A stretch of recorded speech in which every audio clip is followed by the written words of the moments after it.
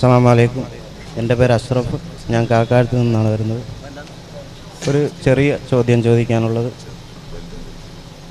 നബി സല്ലല്ലാഹു അലൈഹി വസല്ലം തങ്ങളുടെ തിരുസുന്നത്തിനെ മുറുകെ പിടിച്ച് ജീവിക്കണമെന്ന് പറയുന്നവരാണ് എല്ലാ മുസ്ലിം സമുദായങ്ങളും, പ്രത്യേകിച്ച് മുജാഹിദ് പ്രസ്ഥാനക്കാർ. സുന്നത്തിൽപ്പെട്ട ഒരു കാര്യമാണെന്നാണ് എൻ്റെ വിശ്വാസം. അത് ശരിയാണോ? ആണെങ്കിൽ മുജാഹിദ് പ്രസ്ഥാനത്തിൽപ്പെട്ട 99% ആളുകളും തലമറച്ച് കാണാറില്ല. നമസ്കാരത്തിൽ നിൽക്കുമ്പോൾ പോലും അവർ തലമറക്കാറില്ല. അത് എന്തുകൊണ്ടാണെന്ന് ഒന്ന് വിശദമായി കിട്ടിയാൽ. കൈയടിച്ചവർക്ക് നന്ദി. കാര്യം കൈയടിച്ച് പ്രോത്സാഹിപ്പിക്കുക. നമ്മൾ വിചാരിച്ച ഇങ്ങനൊന്നുമല്ല, കുറച്ചുകൂടി ഉഷാറാകുന്നതാണ്. അപ്പോൾ ആ നിലക്ക് ഒന്നുകൂടി ഉഷാറാകണം എന്നാണ് വിചാരിച്ചത്. ഇവിടെ കൈയടിച്ച സ്ഥിതിക്ക് ചില സംഗതി പറയാം, കൈയടിച്ചുകൊണ്ട് പറയാ. കാരണം കഴിഞ്ഞ പ്രാവശ്യം ഞങ്ങൾ ഇവിടെ മുഖാമുഖം നടത്തുമ്പോൾ ചില ആളുകൾ ഇങ്ങനെ വെല്ലുവിളിക്കുന്നുണ്ടായിരുന്നു. ആ മുഖാമുഖം കഴിഞ്ഞു പോയപ്പോൾ ചില ആളുകൾ ഇവിടെ പറഞ്ഞത്, ഞങ്ങളിങ്ങനെ വാദപ്രതിവാദത്തിന് വെല്ലുവിളിച്ചിട്ട് മുജാഹിദിൽ ഇങ്ങനെ കൊളുത്തി തരണില്ല എന്നാണ്. മുജാഹിദിൽ ഇങ്ങോട്ട് കൊളുത്തണില്ല, വാദപ്രതി ഞങ്ങൾ വെല്ലുവിളിച്ചു. പണ്ടും വെല്ലുവിളിച്ചു, അദ്ദേഹം പോയി ഇദ്ദേഹം പോയി, അത് കഴിഞ്ഞ് പിന്നെ ആളുകൾ പോയി, ഞങ്ങൾക്ക് ഇങ്ങനെ കൊളുത്തി തരണില്ല എന്നാണ്. അതിന് കഴിഞ്ഞ പ്രാവശ്യം മുഖാമുഖം അവസാനിച്ചപ്പോൾ ഞാനിവിടെ പറഞ്ഞു, അല്ല, നമ്മെ സംബന്ധിച്ചിടത്തോളം നമുക്ക് സംവാദം നടത്തണം, അതിനുവേണ്ടി ഡേറ്റ് വേണം. ഡേറ്റ് കൊടുത്ത് യഥാർത്ഥത്തിൽ ഇന്നത്തെ ഈ ഡേറ്റ് പോലും മുഖാമുഖത്തിന് വേണ്ടി നീക്കിവെച്ച ഡേറ്റ് അല്ല. നേരെ മറിച്ച് ഇവിടെ മുജാഹിദ് പ്രസ്ഥാനത്തെ മൂക്കിൽ വലിക്കാൻ നടക്കുന്ന ചില സംഘടനക്കാരുണ്ട്. ഇവിടെ 24 മണിക്കൂറും മുജാഹിദ് പ്രസ്ഥാനത്തെ മൂക്കിൽ വലിക്കുമെന്ന് വാദിച്ചു നടക്കുന്ന ചില ആൾക്കാർ. ആ ആൾക്കാർ ഇവിടെ മുജാഹിദ് പ്രസ്ഥാനത്തെ നശിപ്പിക്കും, ഞങ്ങൾ വാദപ്രതിവാദം നടത്തിയെന്ന് വാദിച്ചിട്ട് ഇവിടെ വന്ന് മുജാഹിദ് പ്രസ്ഥാനത്തിന്റെ പ്രവർത്തകരുടെ മൂക്കിൽ ഇങ്ങനെ ചൊറിഞ്ഞു നടന്നപ്പോ ഞങ്ങൾ വെറുതെ പറഞ്ഞു, എങ്കിൽ റെഡി ഇരിക്കുമെന്ന് പറഞ്ഞു. 1 അല്ല 2 അല്ല 3 അല്ല 4 അല്ല, ഈ മാസം 2 ഡേറ്റ് കൊടുത്തു, ഇതുവരെ മറുപടി പറഞ്ഞിട്ടില്ല. 1ാമത്തെ പ്രാവശ്യം ഡേറ്റ് കൊടുത്തു, വന്നില്ല, മറുപടിയും തന്നില്ല. അവസാനം അന്ന് ഞങ്ങൾ ഇവിടെ വന്നിട്ട് ഈ ടൂറിസ്റ്റ് ഹോം ഡയമണ്ട് റെസിഡൻസിയിൽ ഞങ്ങള് കുറച്ച് ആളുകൾ വന്നിട്ട് ഇവിടെ താമസിച്ചു. പൈസ പോയി കിട്ടി, ഒരു 10-12,000 രൂപ ഞങ്ങളുടെ ചെലവ്, ഞങ്ങൾ എല്ലാവരും കൂടി വന്ന ചെലവ്. ആ പൈസ അങ്ങ് പോയി കിട്ടിന്നല്ലാതെ വന്നിട്ടില്ല. എന്റെ കയ്യടിക്കാൻ മാറിന്നിട്ട് ആണോ? അതിപ്പോ എല്ലാവർക്കും കഴിയില്ല കൂട്ടരെ. അതുകൊണ്ട് ഞങ്ങൾ വിചാരിച്ചു, ഇനി ഇവരുടെ പിന്നാലെ നടന്നിട്ട് കാര്യമില്ല. ഈ രൂപത്തിൽ ഇവർ പറഞ്ഞതിന് ശേഷം കേരളത്തിന്റെ മണ്ണിൽ 2 സംവാദം, ആ 2 സംവാദങ്ങളിൽ ഒന്ന് നടന്നു ഞങ്ങള്. ഇവിടെ കഴിഞ്ഞ മുഖാമുഖം കഴിഞ്ഞിട്ട് പോയി, വാദപ്രതിവാദത്തിന് വ്യവസ്ഥ എഴുതി വാദപ്രതിവാദം കഴിഞ്ഞു. ചേലേമ്പ്രയിൽ നൗഷാദ് ഹസനിയുമായി സംവാദം കഴിഞ്ഞു. ഇവിടെ അന്ന് മുഖാമുഖം കഴിഞ്ഞിട്ട് മാത്രമല്ല, പിന്നീട് പോയിട്ട് പേരമ്പ്രയിൽ ആവളയിൽ പ്രസംഗിച്ചു. അതുപോലെ അവിടെ കക്കുംപടി വന്നിട്ട്, കക്കുംപടി എന്ന് പറഞ്ഞുകൂടാ, നേരെ മറിച്ച് അദ്ദേഹത്തിന്റെ പേര് വേറെന്തോ ആണെന്നാണ്, ആയിക്കോട്ടെ. ആ വ്യക്തിയും പിന്നെ അഷ്റഫി കടന്നു വന്നിട്ട് വാദപ്രതിവാദത്തിന് വെല്ലുവിളിച്ചു, സ്വീകരിച്ചു. അവിടെ വ്യവസ്ഥ എഴുതി കഴിഞ്ഞു. എന്നിട്ട് നമ്മുടെ നാട്ടിൽ വാദപ്രതിവാദം നടത്താൻ ആയിട്ടില്ല. ആയിക്കോട്ടെ, മാറി നിന്ന് കൈയടിക്കുന്ന ആൾക്കാരെ സംബന്ധിച്ചിടത്തോളം ഇതൊക്കെ ചെയ്തിട്ടാണ് ഈ ഇരിക്കുന്ന ആളുകളെ പൊട്ടീസാക്കാൻ വേണ്ടി മാറി നിന്ന് കൈയടിക്കുന്നത് എന്നുള്ളത് വളരെയധികം സ്നേഹത്തോടെ നിങ്ങളോട് പറയട്ടെ. നിങ്ങളുടെ ദയനീയാവസ്ഥ കണ്ട് ഞങ്ങൾക്ക് സങ്കടം തോന്നുകയാണ്. ഇനി കേട്ടോളൂ, എന്റെ സുഹൃത്ത് മാന്യമായി ഇവിടെ ചോദിച്ചൊരു ചോദ്യമാണ്. ആ ചോദ്യം ചോദിക്കപ്പെടേണ്ടതുമാണ്. ഒരു കാര്യത്തെ സംബന്ധിച്ച് നമുക്ക് അറിയില്ലെങ്കിൽ അറിയേണ്ട കാര്യങ്ങൾ ചോദിക്കുക. അത് മാന്യമായൊരു ഇടപാടാണ്, നല്ലൊരു ഏർപ്പാടാണ്. അത് മാന്യമായി ചോദിക്കുക, മാന്യമായി മറുപടി പറയുക എന്നുള്ളതാണ്. മാന്യ സഹോദരങ്ങളെ, ഒരു ടവല്, എന്റെ കയ്യിലൊരു ടവലുണ്ട്. ഇതിങ്ങനെ നിവർത്തിയിട്ട് ഇതിങ്ങനെ കുടഞ്ഞിട്ട് ഇങ്ങനെ തലയിലേക്ക് ഇടുന്നതിൽ ഒരു പ്രയാസവും നമുക്കില്ല. ഇനി മാത്രല്ല, ഒരു 50 രൂപ കൊടുത്താൽ ഒരു തൊപ്പി കിട്ടും. ഒരു തൊപ്പി കിട്ടും. ആ തൊപ്പി എടുത്തിട്ട് വാങ്ങിയിട്ട് അതിങ്ങനെ തലയിലിടാൻ ഒരു ചെലവുമില്ല. അതിനൊരു പ്രയാസമില്ല. ഒരു തൊപ്പി കയ്യിലുണ്ടെങ്കിൽ അതിങ്ങനെ മഞ്ഞ് പെയ്യുമ്പോഴോ അല്ലാത്തപ്പോഴോ നമസ്കരിക്കുമ്പോഴോ നമസ്കരിക്കാതിരിക്കുമ്പോഴോ ഇങ്ങനെ തലയിൽ വെച്ചാൽ ഇവിടെ ഒന്നും സംഭവിക്കൂല. ഒന്നുകൂടി ജോറാകും. മനസ്സിലാക്കണം, ഒന്നുകൂടി ജോറാകും. പക്ഷെ ഇത് വെച്ചിട്ട് മാന്യന്മാരായി അഭിനയിച്ചുകൊണ്ട് സമുദായത്തെ പറ്റിക്കുന്ന ചില ആൾക്കാരുണ്ട്. അവരുടെ തോന്നിവാസങ്ങൾക്ക് മറയായി ഇതിനെ സ്വീകരിക്കുന്ന ചില ആളുകളുണ്ട്. അവരുമായി ഞങ്ങൾ സഹകരിക്കുകയില്ല എന്ന് മാത്രമല്ല, ഇത് തങ്ങളുടെ കൊള്ളരുതായ്മക്ക് മറയായി സ്വീകരിക്കുന്നവർക്ക് ഇതില്ലാതെ തന്നെ അള്ളാഹുവിന്റെ ദീൻ പറഞ്ഞുകൊണ്ട് മറുപടി പറയാൻ ഞങ്ങളെ സംബന്ധിച്ചിടത്തോളം സാധിക്കും. ഇനി കേട്ടോ, ഒരു ഹദീസ് പഠിപ്പിച്ചു തരാം.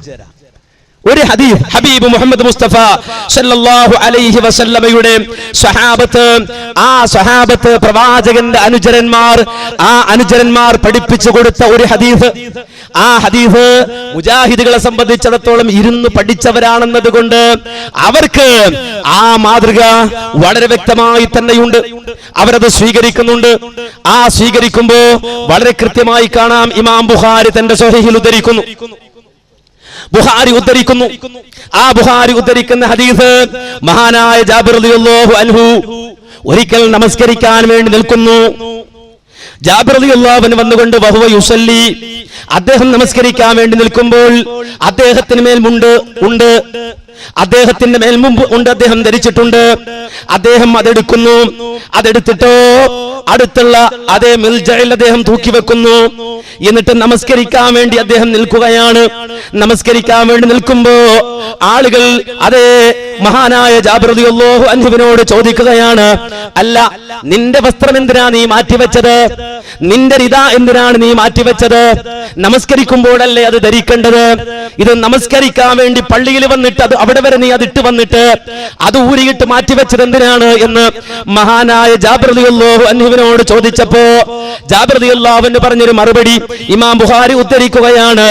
അഹ്ബബ്തു അയ്യറാനിൽ ജുഹാലു മിസ്ലുക്കും, അഹ്ബബ്തു അയ്യറാനിൽ ജുഹാലു മിസ്ലുക്കും. ലാപ്ടോപ്പ് കയ്യിലുണ്ടെങ്കിൽ മക്തബ കയ്യിലുണ്ടെങ്കിൽ അടിച്ചു നോക്കിക്കോ, ലഫ്സ് അടിച്ചു നോക്കിക്കോ, അല്ലെങ്കിൽ ഇമാം ബുഖാരിയുടെ കിതാബ് കയ്യിലുള്ളവൻ പോയി മറിച്ചു നോക്കിക്കോ. അദ്ദേഹം പറഞ്ഞ മറുപടി, അതെ, ഞാനത് ഇവിടെ മാറ്റിവെച്ചത് എന്തിനെന്നറിയോ? എന്നെ സംബന്ധിച്ചിടത്തോളം തൊപ്പി കയ്യിലില്ലാഞ്ഞിട്ടല്ല, അല്ലെങ്കിൽ മേൽമുണ്ട് കയ്യിലില്ലാഞ്ഞിട്ടല്ല, അല്ലെങ്കിൽ ഒരു തുണി അങ്ങനെ ഇടാൻ കഴിയാഞ്ഞിട്ടല്ല.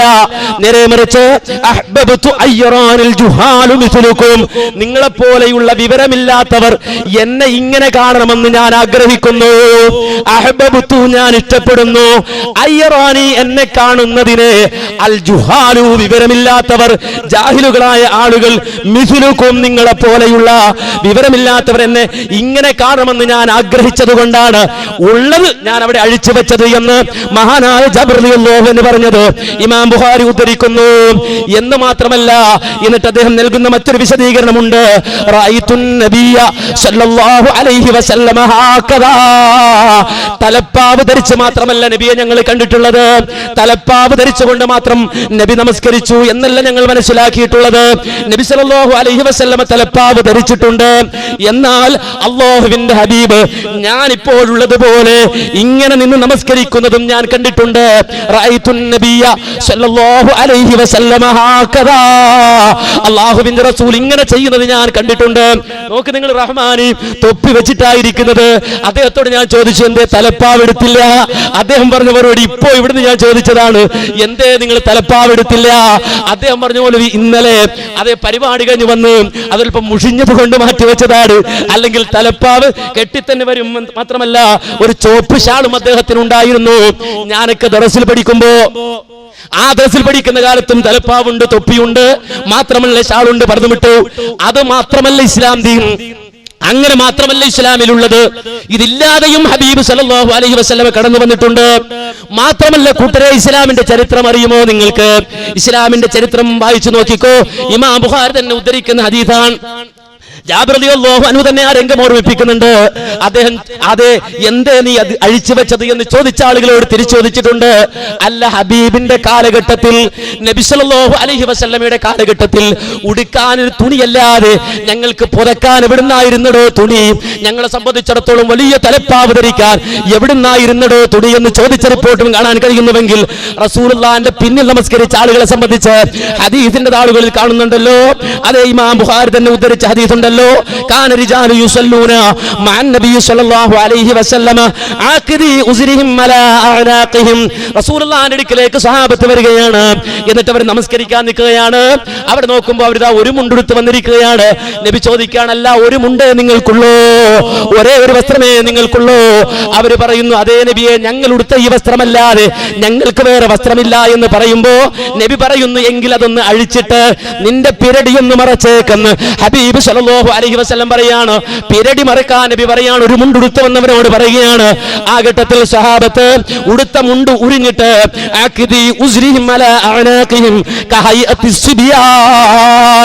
കൈയടിച്ചവൻ ഓതിപ്പടിച്ചോ, കൂക്കാൻ വന്നവനും ഓതിപ്പടിച്ചോ. ബുഖാരിയുടെ ഹദീസാണ്. അത് കുട്ടികൾ കെട്ടുന്നത് പോലെ, ചെറിയ മക്കൾ കെട്ടുന്നത് പോലെ റസൂലുള്ളാഹിന്റെ സ്വഹാബത്ത് ആ മുണ്ടെടുത്തിട്ട് പെരടിയിൽ കെട്ടിയിട്ട് നമസ്കരിക്കാൻ നിൽക്കുമായിരുന്നു. ഇമാം ബുഖാരി ഉദ്ധരിച്ച ഹദീസാണ്.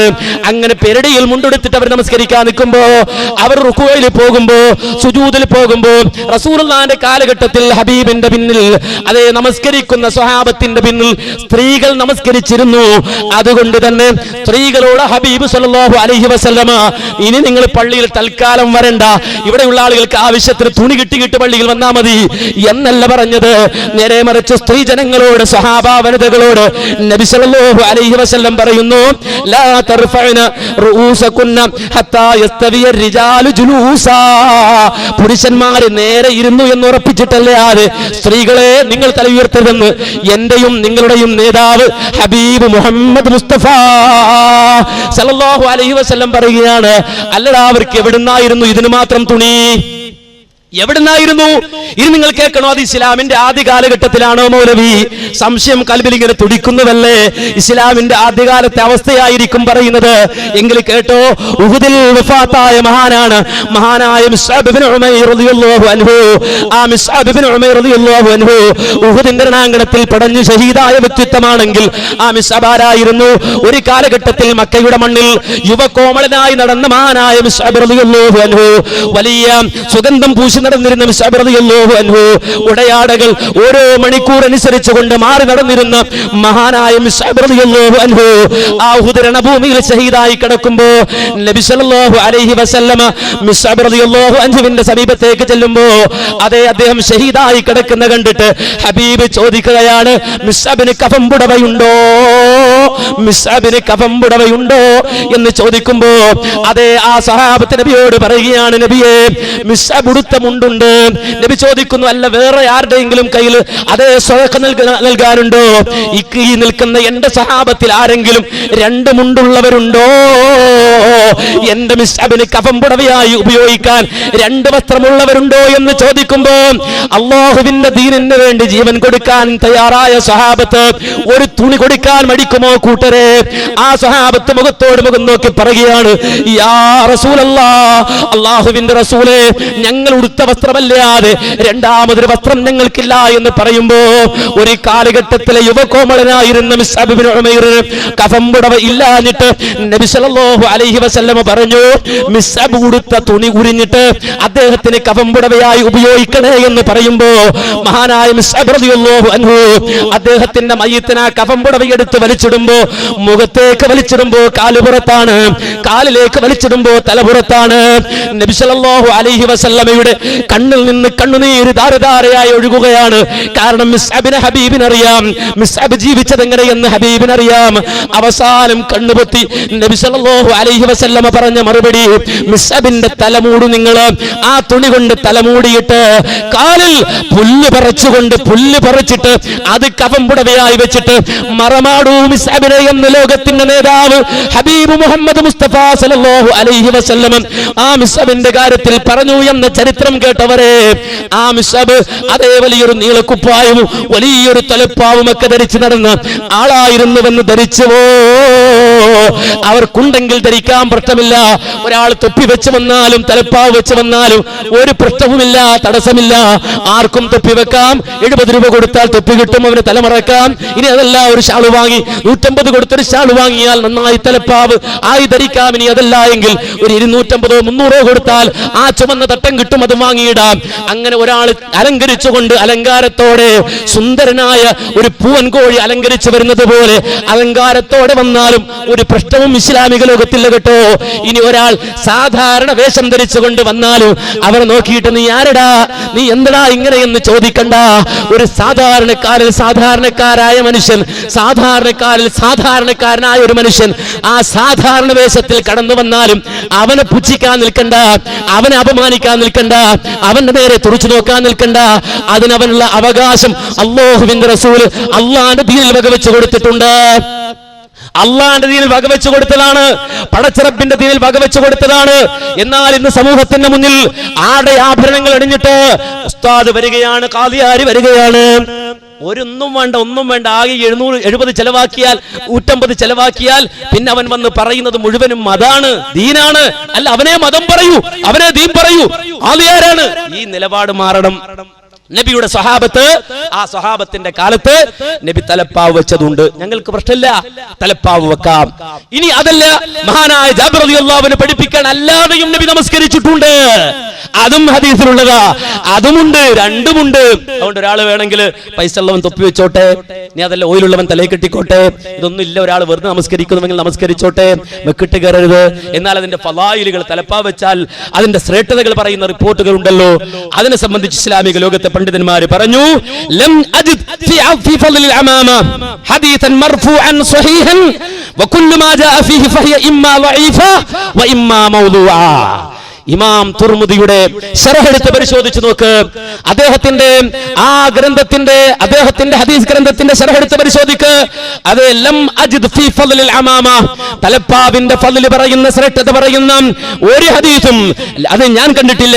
ഹദീസൻ മർഫൂഅൻ സ്വഹീഹൻ, സ്വഹീഹായ നിലക്ക്, നബിയിലേക്ക് മർഫൂആയ നിലക്ക് ഒരു ഹദീസും സ്വഹീഹായി വന്നിട്ടില്ല.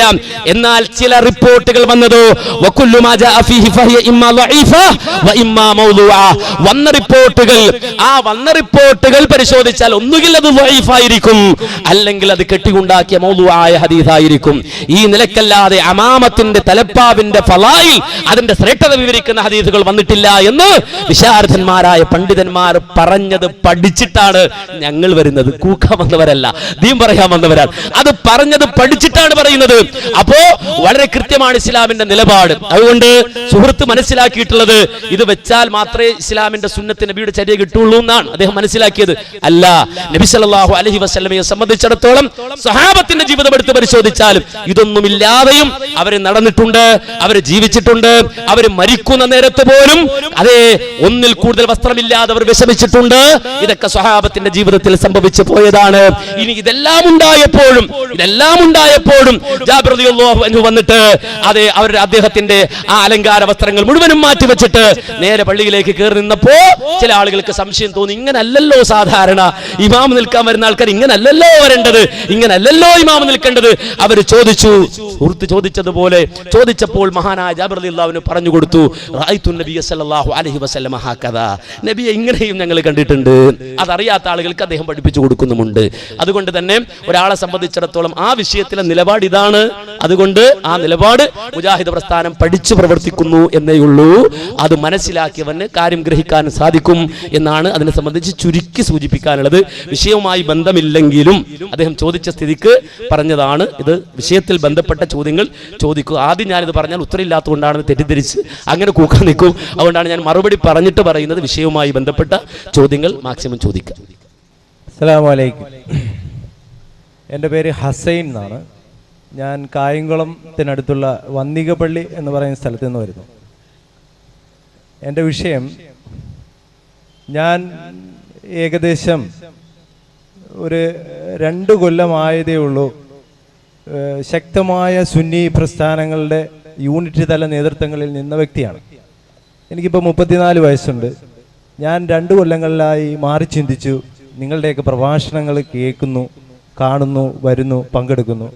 പിന്നെ ഞാൻ ഇതുവരെയും മനസ്സിലാക്കിയത്, നിങ്ങളുടെയൊക്കെ പ്രഭാഷണങ്ങൾ കേൾക്കുന്നത് വളരെ തെറ്റാണ്, നിങ്ങളുടെയൊക്കെ പുസ്തകങ്ങൾ വായിക്കുന്നത് ഭയങ്കര ഷിർക്കാണ് എന്നൊക്കെയായിരുന്നു.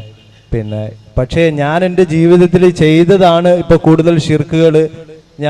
എനിക്ക് പ്രയാസങ്ങളുണ്ടായപ്പോൾ മുട്ട ഒഴിഞ്ഞിട്ടുണ്ട്, പിന്നെ വെള്ളരിക്ക കട്ട് ചെയ്തിട്ടുണ്ട്, പിന്നെ അങ്ങനെ ജാറങ്ങളിൽ പോയിട്ടുണ്ട്. അപ്പോൾ ഇതൊക്കെയായിരുന്നു ദീനെന്ന് മനസ്സിലാക്കി നടന്ന ഒരു കാലഘട്ടത്തിലായിരുന്നു. അപ്പോൾ ഷിർക്ക് ചെയ്യുന്നവന്, വ്യഭിചാരിക്ക് ആണെങ്കിലും കള്ളുകുടിയനാണെങ്കിലും അല്ലാഹു തആല ഉദ്ദേശിച്ചാൽ പുറത്തു കൊടുക്കും.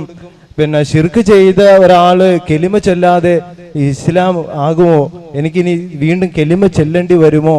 ഞാൻ ഇത്രയും നാളും ചെയ്ത എൻ്റെ ഇബാദത്തുകൾ വൃന്ദാവിലായി പോവോ എന്നുള്ള ഒരു ചോദ്യമാണ്. അതിനൊരു ഉത്തരത്തിന് വേണ്ടിയിട്ടാണ് ഞാനിവിടെ വന്നിരിക്കുന്നത്. ബഹുമാന്യനായ സുഹൃത്തിന്റെ വികാരപരമായ ഒരു ചോദ്യമാണ്. സുഹൃത്ത് മാത്രമല്ല, ഞങ്ങളൊക്കെ അങ്ങനെ തന്നെ വന്ന ആൾക്കാരാണ്. ഇരിക്കുന്ന ആൾക്കാരൊക്കെ ഏകദേശം അങ്ങനെയുള്ള ആളുകൾ തന്നെയാണ്. കാരണം എന്ന് വെച്ചാൽ നമ്മുടെ ജീവിതത്തിന്റെ ഇന്നലകളിൽ ഷഹാദത്തിന്റെ വചനം ഉച്ചരിച്ച് അതിന്റെ മാന, അതിന്റെ ആശയം എന്ത് എന്നറിയാതെ ജീവിച്ചവരാ നമ്മൾ. ലാ ഇലാഹ ഇല്ലല്ലാഹ് എന്ന കലിമത്തു തൗഹീദ് ഉച്ചരിച്ചു, പക്ഷേ അതിന്റെ അർത്ഥമെന്ത്, ആശയമെന്ത് എന്നറിയാതെ നമ്മൾ ജീവിച്ചു. അഷ്ഹദു അന്ന മുഹമ്മദർ റസൂലുള്ളാഹ് എന്ന് പ്രഖ്യാപിച്ചു, എന്നാൽ ആ ഷഹാദത്തിന്റെ മാന എന്ത്, അർത്ഥമെന്ത് എന്നറിയാതെ നമ്മൾ ജീവിച്ചു. നമ്മളോട് ചോദിച്ചപ്പോൾ നിന്റെ പേരെന്തെന്ന് ചോദിച്ചപ്പോൾ പറഞ്ഞു അനസ് എന്നാണ്. നിന്റെ പേരെന്തെന്ന് ചോദിച്ചപ്പോൾ നമ്മൾ പറഞ്ഞു നസീർ എന്നാണ്. നിന്റെ പേരെന്തെന്ന് ചോദിച്ചപ്പോൾ നമ്മൾ പറഞ്ഞു അബൂബക്കർ എന്നാണ്. നിന്റെ പേരെന്തെന്ന് ചോദിച്ചപ്പോൾ നമ്മൾ പറഞ്ഞു റിഷാദ് എന്നാണ്. നിന്റെ പേരെന്തെന്ന് ചോദിച്ചപ്പോൾ പറഞ്ഞു നിന്റെ പേര് ശുക്കൂർ എന്നാണ്. അതുകൊണ്ട് മാത്രം മുസ്ലിമായി എന്ന് ധരിച്ച ആളുകളാണ് നമ്മൾ. അല്ലാഹു സുബ്ഹാനഹു വ തആല ഇസ്ലാമിന്റെ കമാലിയത്ത് പ്രാപിക്കാനുള്ള തൗഫീഖ് തന്ന് നമ്മെ അനുഗ്രഹിക്കുമാറാകട്ടെ. ആ കമാലിയത്തിലേക്ക് മനുഷ്യർ കടന്നവരല്ല വിശ്വാസികൾ വിളിച്ചിട്ടാ പറഞ്ഞത്. അല്ല ഉദ്ഖുലു ഫിസ്സിൽമി കാഫ, നിങ്ങൾ വരമ്പത്ത് നിൽക്കല്ല, അകത്തേക്ക് വാ എന്നാ പറഞ്ഞത്. അകത്തേക്ക് വാ, ഉദ്ഖുലു ഫിസ്സിൽമി കാഫ, പൂർണ്ണമായി മുസ്ലിമാക്, ഇസ്ലാമിന്റെ ഉള്ളിലേക്ക് കടന്നു വാ എന്നല്ല പറഞ്ഞു. പടച്ചറബ് പറഞ്ഞു, ഷഹാദത്ത് പറഞ്ഞു. അള്ളാഹു നമ്മെ മുസ്ലിമായി തന്നെ പരിഗണിക്കും. ഇസ്ലാമിന്റെ വലിയ വിശാലമായ ഒരു കാഴ്ചപ്പാടാണത്.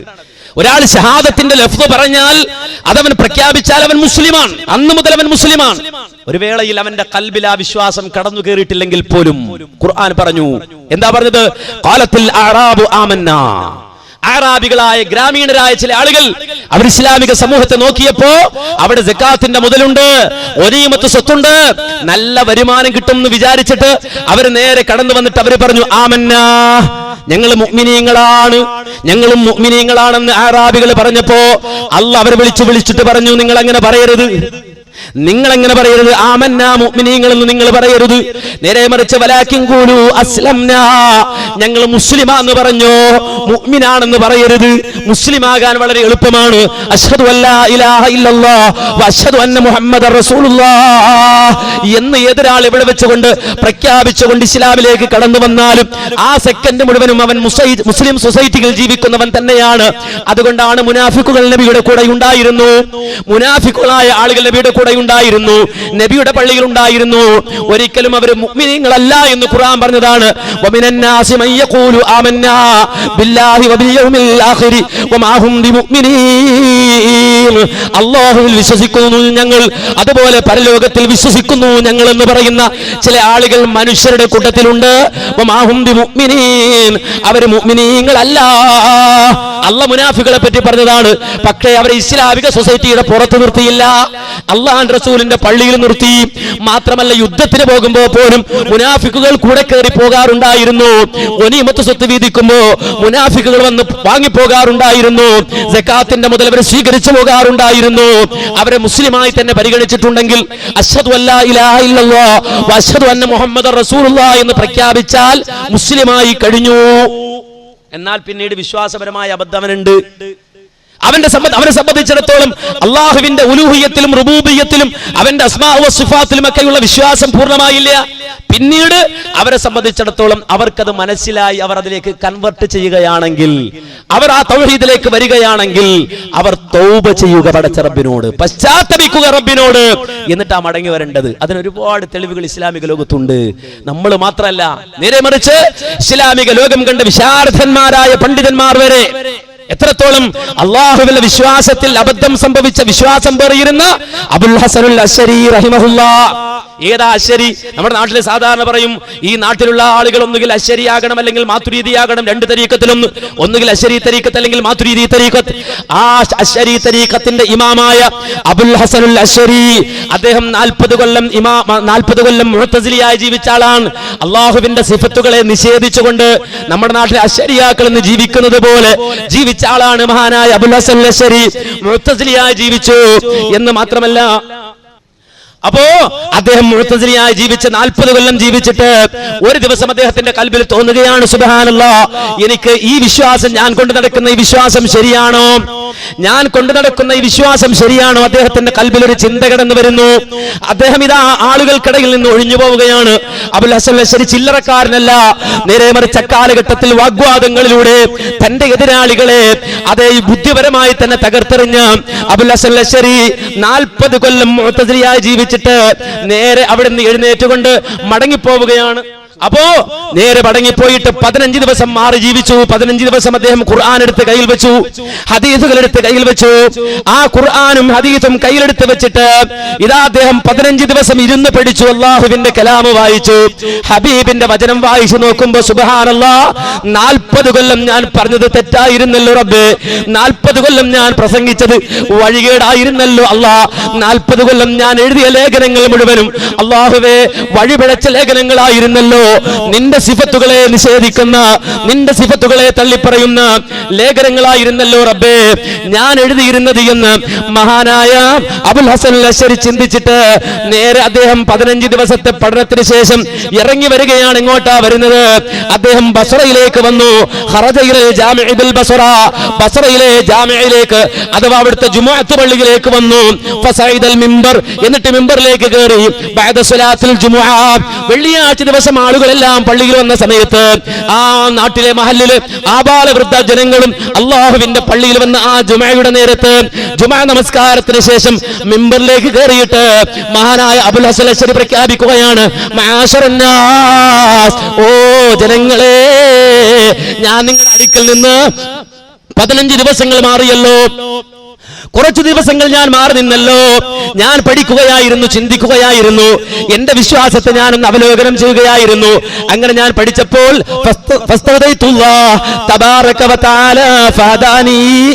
അതെ, എന്റെ റബ്ബിനോട് ഞാൻ ഹിദായത്തിനെ ചോദിച്ചു, അള്ളാഹുവിനോട് ഞാൻ ഹിദായത്തിന്റെ വഴി ചോദിച്ചു.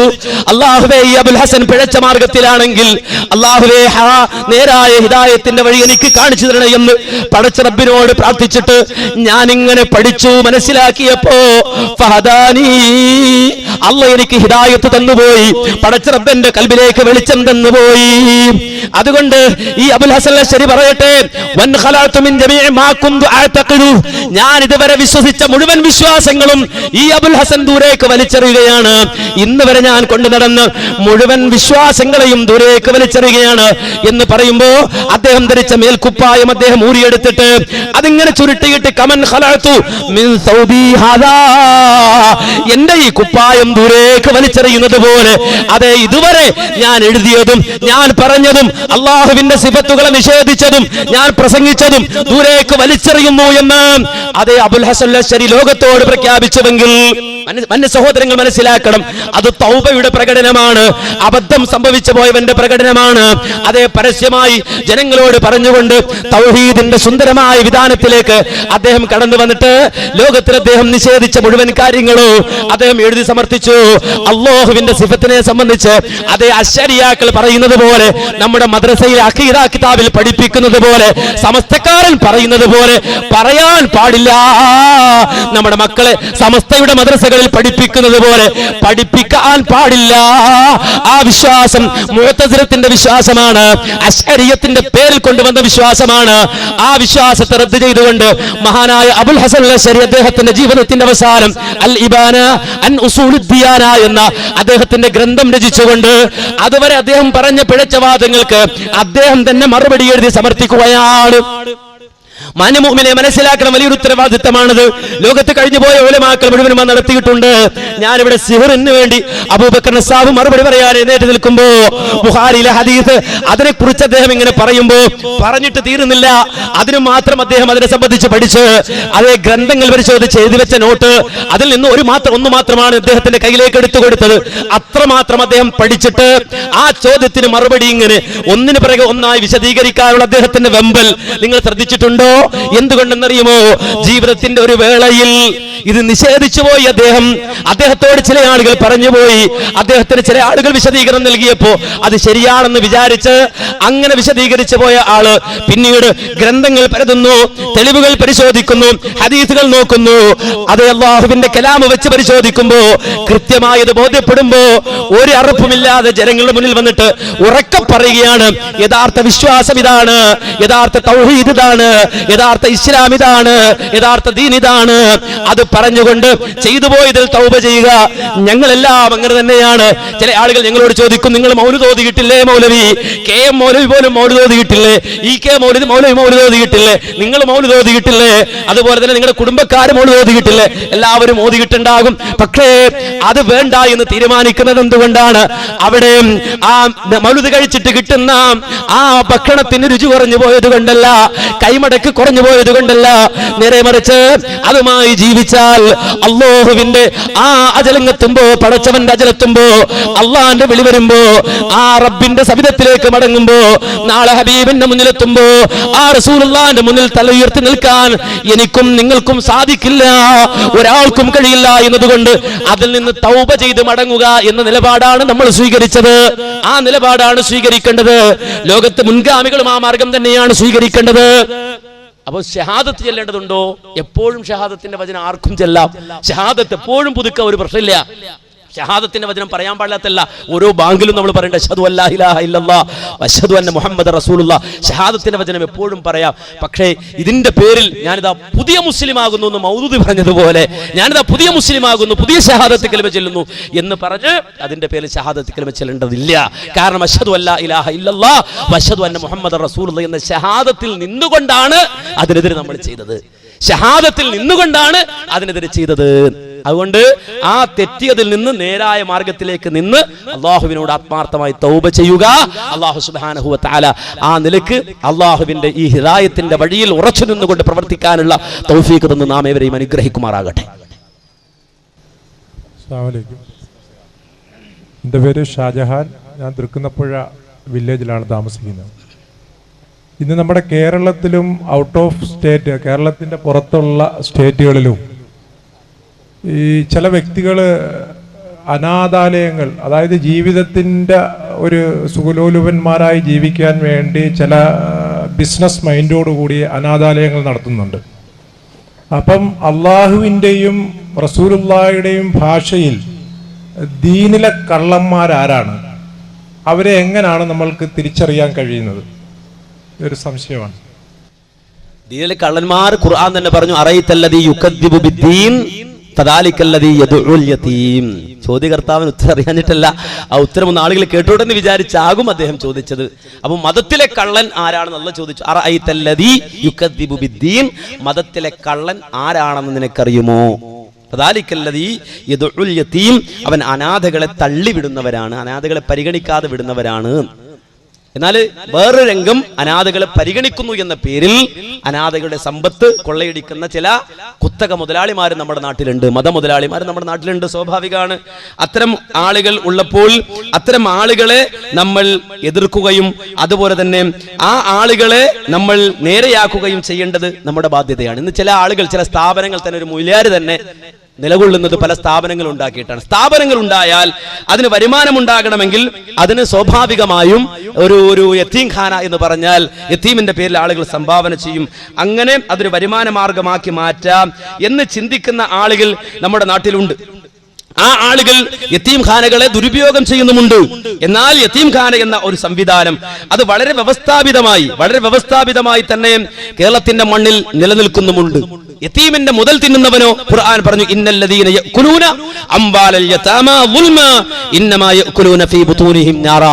യതീമിന്റെ മുതൽ തിന്നുന്നവൻ വയറ്റിൽ തീ നിറക്കുന്നവനാണ് എന്ന് വളരെ വ്യക്തമായി അല്ലാഹുവിന്റെ ഖുർആൻ പറയുന്നുണ്ട്. അതുകൊണ്ട് യതീംഖാനകൾ നടത്തുന്ന ആളുകൾ വളരെ കൃത്യമായി തന്നെ, വളരെ ബോധപൂർവം തന്നെ അത് യതീമിന്റെ മുതലാണ് എന്ന് മനസ്സിലാക്കിക്കൊണ്ട് അത് ചെയ്യേണ്ടതുണ്ട്. കേരളത്തിന്റെ മണ്ണിൽ യതീംഖാനകൾ ഉണ്ടായത് നമുക്കറിയാം, ചരിത്രപരമായ ഒരു ഇടപെടലാണ്. 1921 മലബാർ കലാപത്തെ തുടർന്ന് അനവധി മാപ്പിള കുട്ടികൾ അനാഥമാവുകയും അതുപോലെ തന്നെ അവർക്ക് ഒരു അത്താണിയുമില്ലാതിരുന്ന ഒരവസ്ഥയിൽ നമുക്കെല്ലാവർക്കും അറിയാവുന്നത് പോലെ ഈ കുട്ടികൾക്ക് അഭയവും വിദ്യാഭ്യാസവും നൽകുന്നതിന് വേണ്ടി പ്രമുഖ സ്വാതന്ത്ര്യ സമര സേനാനിയായിരുന്ന ബഹുമാനനായ മുഹമ്മദ് അബ്ദുറഹ്മാൻ സാഹിബ് പഞ്ചാബിലെ ഒരു പ്രമുഖ ധനിക കുടുംബത്തിലെ കാരണവരും സ്വാതന്ത്ര്യ സമര സേനാനിയുമായിരുന്ന ജംഇയ്യത്തെ ദഅവത്ത് വ തബ്ലീഗ് ഇസ്ലാം അഥവാ JDT ഇസ്ലാം ഇസ്ലാം എന്ന സംഘടനയുടെ സ്ഥാപകനുമായിരുന്ന മൗലാന അബ്ദുൽ ഖാദർ ഹസൂരിയുമായി ബന്ധപ്പെട്ടിട്ട് അവരുടെ സഹായത്താൽ 1922 JDT ഇസ്ലാം എന്ന മഹത്തായ സ്ഥാപനം കോഴിക്കോടിന്റെ മണ്ണിൽ സ്ഥാപിച്ചത് മുതൽ അവിടെ നിങ്ങോട്ട് നമുക്കെല്ലാവർക്കും അറിയാവുന്നതുപോലെ തിരുരങ്ങാടിയിൽ മഹത്തായ യതീംഖാന, അവിടുത്തെ കലാപത്തെ തുടർന്നുണ്ടായ ഒരുപാട് ദുരിതങ്ങളിൽ മുസ്ലിം ഉമ്മത്തിലെ കുട്ടികൾ അനാഥമായപ്പോൾ അനാഥരായ മക്കളെ, മുസ്ലിങ്ങളെ മാത്രമല്ല മുസ്ലിങ്ങളെ പോലും ദത്തെടുത്തുകൊണ്ട് അനാഥകളുടെ സംരക്ഷണത്തിന് വേണ്ടിയിട്ട് ഉണ്ടാക്കിയ മഹത്തായ ഒരു സംരംഭമാണ് അത്. മുജാഹിദ് പ്രസ്ഥാനം അതിന്റെ തുടക്കത്തിൽ അതിന്റെ ഗൗരവത്തോടെയും അതിന്റെ മഹത്വം മനസ്സിലാക്കിയും തുടങ്ങിക്കൊണ്ടുവരികയും യതീംഖാനകൾ ഉണ്ടാക്കുകയും ചെയ്തപ്പോൾ യതീമുൻ ഖാനഹു എന്ന് പറഞ്ഞിരുന്ന ആളുകൾ യതീമിനെ വഞ്ചിക്കുകയാണ് അതുകൊണ്ട് ചെയ്യുന്നത് എന്ന് വാദിച്ചു വന്ന ആളുകൾ പിന്നീട് അവർ തന്നെ യതീംഖാന ഉണ്ടാക്കാൻ തുടങ്ങിയിട്ട് ഇന്നിപ്പോ യതീംഖാന എന്ന് പറഞ്ഞാൽ ചില മൂല്യന്മാര് അവർക്ക് ചില സ്ഥാപനങ്ങൾ കൊണ്ടു നടക്കാനുള്ള അതിനുവേണ്ടിയുള്ള ഒരു തട്ടിപ്പ് കേന്ദ്രമായി മാറുന്ന ഒരു ദുരവസ്ഥയിലേക്ക് പോകുമ്പോൾ മുസ്ലിം സമൂഹം ഉണരുകയും യതീമിന് വേണ്ടി വാദിക്കുകയും യതീമിന്റെ മുതൽ കൊള്ളയടിക്കുന്നവരിൽ നിന്ന് അത് മോചിപ്പിക്കുകയും യതീമിന് അവകാശപ്പെട്ടത് യതീമിന് തന്നെ കൊടുക്കുകയും ചെയ്യേണ്ടതുണ്ട് എന്ന് സൂചിപ്പിക്കുകയാണ്. അപ്പോ ഒരിക്കലും അത് അവജ്ഞയോട് തള്ളിക്കളയരുത്, ഗൗരവത്തോടെ വിഷയത്തെ കാണുകയും യതീമിനെ സംരക്ഷിക്കുകയും യതീമിന്റെ മുതൽ യതീമിന് തന്നെ കിട്ടുന്ന ഒരു അവസ്ഥയിലേക്ക് നീങ്ങുകയും ചെയ്യണമെന്ന് ഉണർത്തുകയാണ്. അദ്ദേഹത്തിന്റെ ചോദ്യം വിഷയവുമായി ബന്ധപ്പെട്ടതല്ലെങ്കിലും ഞാൻ മറുപടി പറഞ്ഞെന്നേ ഉള്ളൂ. പരമാവധി നിങ്ങൾ വിഷയബന്ധിതമായി ചോദിക്കുക.